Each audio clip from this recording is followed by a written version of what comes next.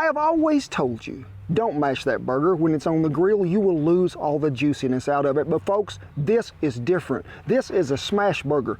When you get a hot griddle and a cold piece of meat and you mash that down there, caramelization takes place due to the sear, and you're locking all them flavors in and all that juice in there. Double-decker smash burger with a homemade brioche bun.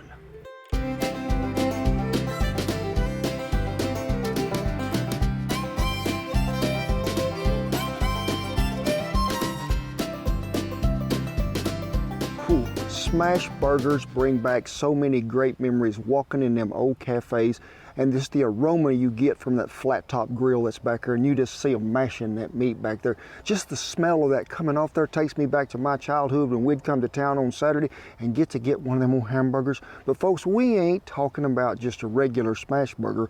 We're talking about a double-decker smash burger with a homemade brioche bun.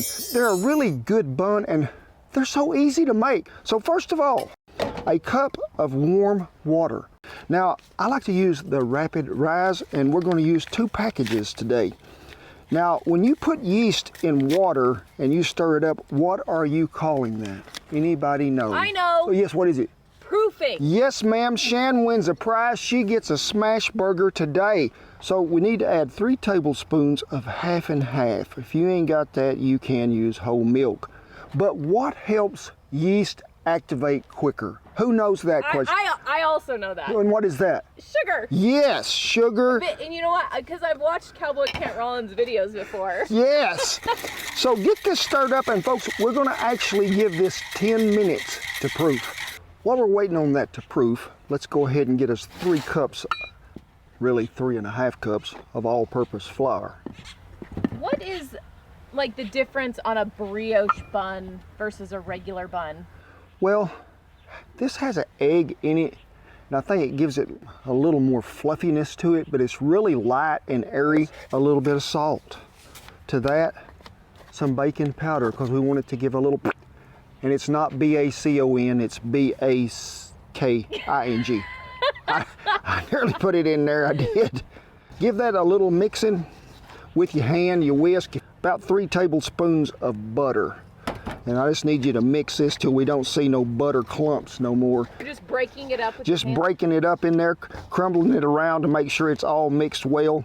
And it needs to be sort of softened butter. You don't want to do this with cold butter like you was making a pie crust or something like that. So then we're just going to make us a well right here in the middle. I went over to the chicken house and seen Gladys and the girls. 1 egg right there in the middle. Do this here, but don't do it in the kitchen. I like to go ahead and take my whisk and break that yolk up pretty good. Look right here. Look how much that is bubbled. I want Shan to get a close-up right in there with it. Oh, that thickened up. Yes, that is gonna make some good brioche bun. It is. If you've got one of them stand mixers, it's got a dough hook on it, you can do it in that. But we just want to get this all to where it will make a dough ball. But I do like to do it in the house in that stand mixer and go ahead and let it just mix for about 5 minutes on about the 2nd speed of it. So we'll have to dump this out if you're doing it by hand, and we're going to have to knead it for a little bit. When it begins to get a little shaggy, if you're doing it by hand, that's when you need to get some flour on your hands. And let's just take this in here and go to working it together to where it will get into all that dough is picked up off the bottom, and it begins to make a ball. You want it to be tacky to where it just barely sticks to you, and you can see that. We don't see any clumps of butter in there. We're going to flour us a surface lightly. Now remember, if you're doing this on a stand mixer in the house, you don't have to get this dough out and knead it. You need to be prepared to do this about 3 hours ahead of time, okay? So get it to there. And you know, there's so much bread that I have made on ranches in the dark, especially with just a little old lantern sitting on a choke box lid, and Shan too. And you know how bread's going to be by the way it feels. And this feels really well. It's got that texture to it that I want. So when you pick this up and you can feel it, it's not so dense. You know it's going to be light because this is going to rise twice.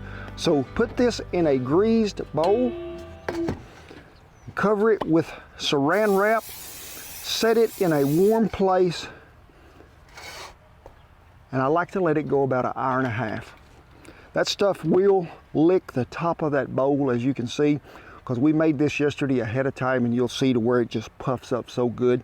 You need to take that out, dump it out onto a floured surface, and then I need you to cut it into 6 equal pieces.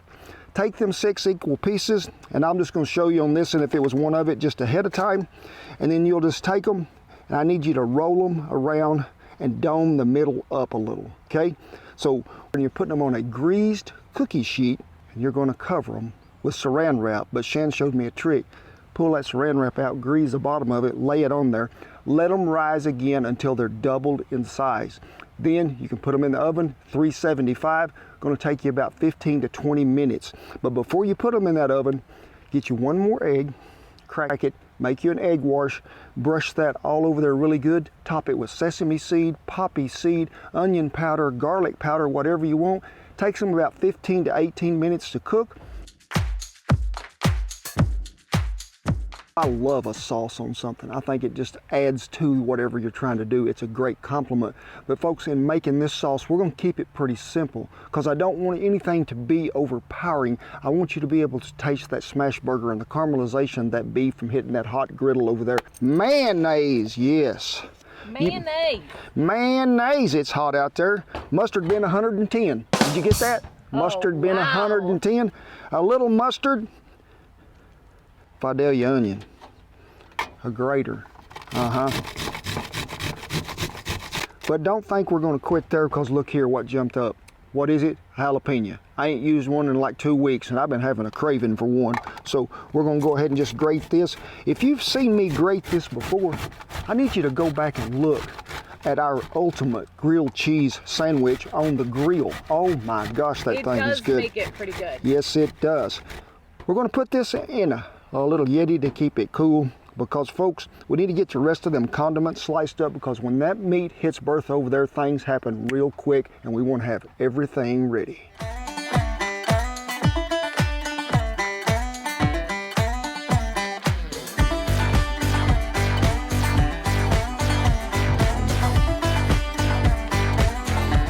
$80-20 ground beef. Don't be buying 70-30, don't be buying 97-3. 80-20. You want that fat ratio there, and you want to keep this stuff as cold as possible before you get ready to do it. In fact, if you want to make these into your little balls and then put them back in the ice box till you get everything ready to go, you will be in good shape because we need that fat to be cold when it hits that grill. That way it renders down there just right, caramelizes on the bottom, and that's what gives it its great flavor. We have 1 pound of beef.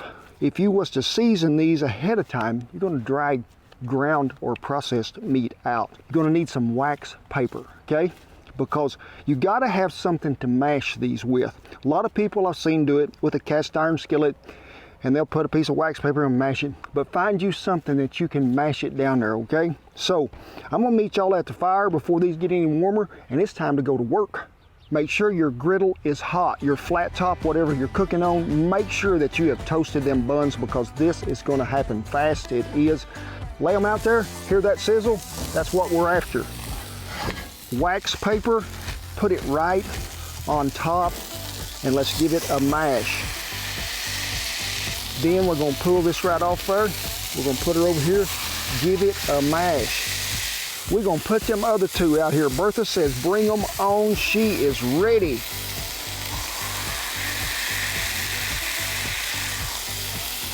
So we're gonna put our original on it.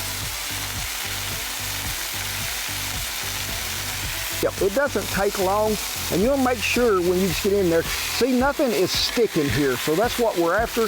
Everybody's seasoned. This one here needs just a little bit more. But do you get that aroma, Shan, that's coming off there? This reminds me of them old cafes so many times. Guess what time it is? Time to flip. Looky there, that's what I'm talking about. I like to go ahead and set that on there just a minute. There's another one. We're gonna set him right there. Get this and flip. Loving her job today, she is. Let's give them a little seasoning. It ain't gonna take them long on this side. So let's try to get things rounded up.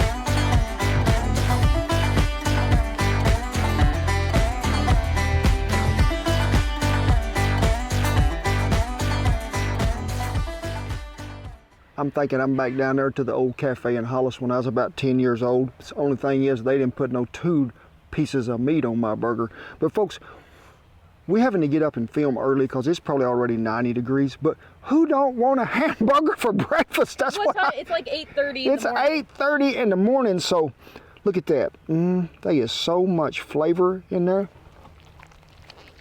Oh. Oh my gosh. That's amazing. There is so much juice in that burger still. Oh my gosh. Make me want to do the old-timey hamburger cooking dance. Let me break into it. Flip them over here. Flip them over here. Whoop, whoop, whoop, whoop. Hi-ya.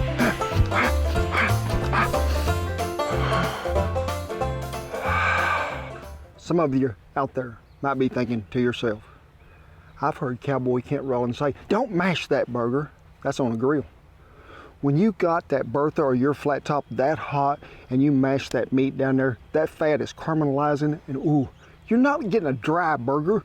That heat is making sure everything is seared and it all stays in there. Oh my gosh. For my loyal subjects, Big, you have been with us close to 13 years here, brother, so that is yours. Good job. Cletus says I get a really big bite because I'm a big dog. Lou, can you catch yours? Good job. Lil Magey, we might have enough to go around one more time. And there's yours. Duke's napping. Duke is taking a nap, so you never know where he's at. We thank y'all so much for tuning in. I've been wanting to do this recipe for quite some time because I do love a burger and it brought back so many old memories of growing up here. But hey, we just want to thank y'all from the bottom of our hearts for watching. We count on y'all to watch our channel, to share the good news with people and tell them, hey, this is more than just a cooking show. This is a show about life. We're going to make you laugh. We're going to have you dancing. We're going to have you just lifted up. Because, folks, that's what it's about. Food brings people together. And it brought us to y'all. And we appreciate each and every one of you. We do. But it is with pride, honor, and great privilege that I tip my hat to all our servicemen and women and all the veterans who have kept that old flag a-flying over camp. We commend you all, we do. The rest of you, come on in here. I'm pretty sweaty. I didn't use no deodorant, and I'm gonna give you a stinky hug today. I am. God bless you, each and every one, and I will see you down the best double-decker smash burger trail ever. One fell in the dirt. Cutting board was slippery. You know, I've always told you to not mash that burger. That's not right.